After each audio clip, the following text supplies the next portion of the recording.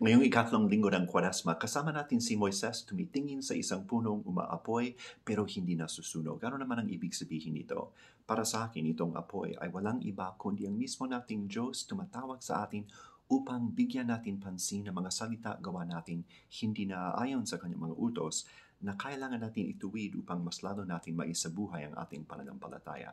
Sa ating ebanghelyo naman ngayon, nakikita natin ang isang punong hindi namumunga na gusto ng mga tao tanggalin, pero sabi ng mismo may-ari ng puno, hayaan mo siya at baka mamunga siya sa kinabukasan.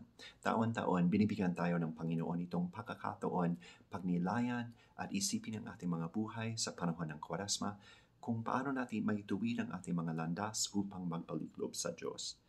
Subukan kaya natin sa pamamagitan ng pagdarasal, pag-aayuno at paglilimos, mamunga ayon sa kagustuhan ng Diyos at ayon naman sa pangangailangan ng ating mundo.